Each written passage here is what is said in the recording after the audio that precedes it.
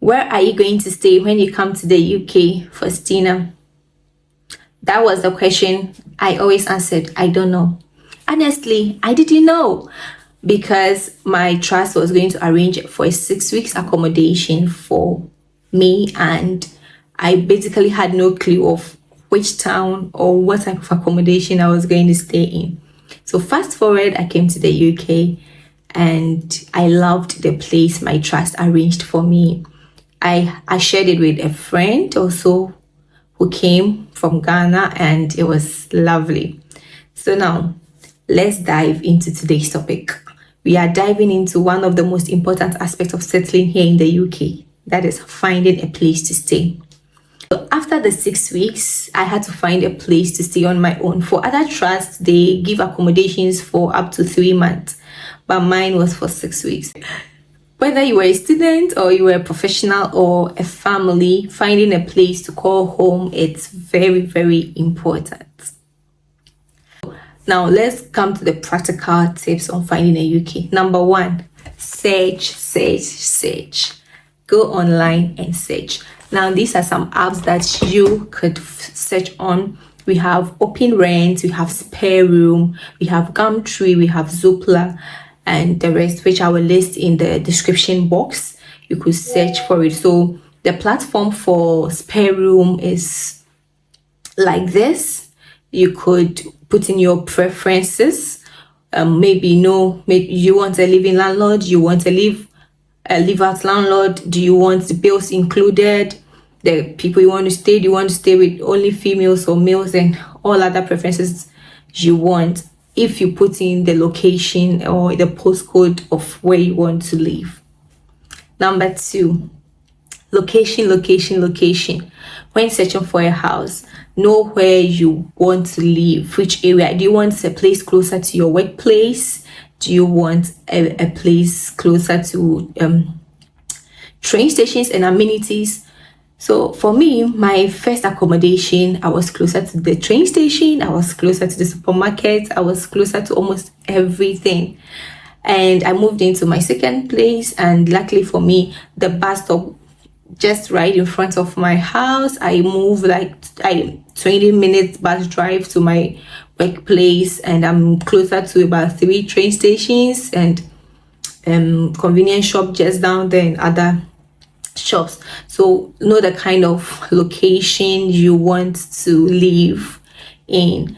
And another practical thing is to set your budget so you don't have any financial surprises. One thing when it comes to setting your budget is that know that there is something called deposit, which could be almost a month's rent of money. So for me, I had to pay £850 as deposit. But then we also have something called the viewing deposit.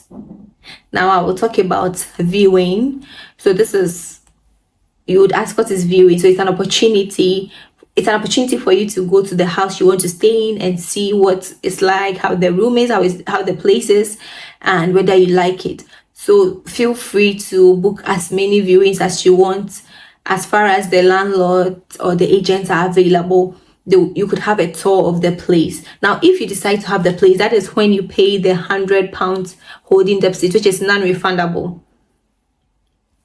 So if you fail your referencing or you choose not to go for the place, that £100 is non-refundable. So before you pay that, make sure you really want to have the place. So for instance, I had my friends and I had more than 4 viewings, and in one instance the landlord told me that he would need the number of my parents, and that I couldn't have any visits from any friends, especially male friends, because he had daughters living in the house. That was a living landlord, so I definitely didn't go for it.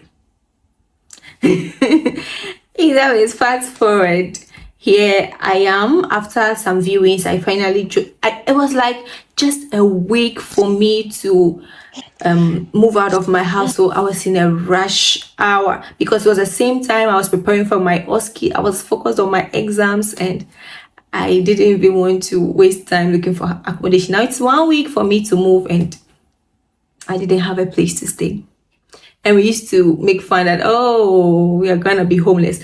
But yeah, house hunting here in London was not easy, but yeah, we did it. When you go for viewings, make sure you go with a checklist of what you want to be in the house. Like, you should have some non-negotiables, like the heating system, other thing, your washing and drying machines, Wi-Fi, your fridges and deep freezers, anything to make life comfortable. Like, now we come to the legalities and contracts. So make sure before you sign your tenancy agreement, you understand everything in it, and before you sign the line, and seek advice in case of anything.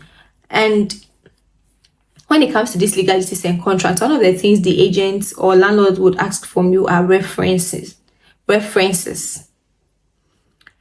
Now, these references are very important for them. That's what I said earlier, that you could even fail your referencing. So now, for me, my trust provided a reference for any accommodation, because they would want to know your income and have a sample of your pay slip. You would need a reference from your previous landlord, or even a guarantor, a friend, someone who has lived more than 1 year in the UK, probably.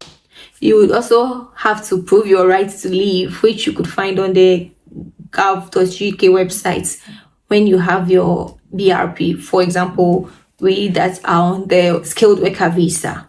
Yes, so that's one of the legalities and the contracts you would have to. And that is when, if you fail your referencing, you might have your holding fee non-refundable. So make sure you have everything that would make you fail your referencing.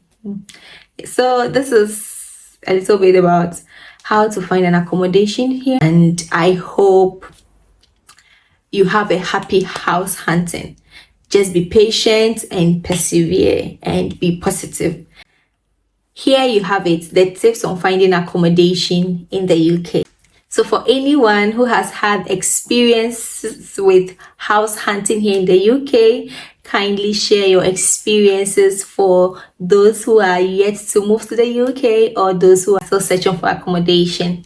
And if this video is helpful, like, share, and subscribe. And let's make this a thriving community. Thank you. See you soon.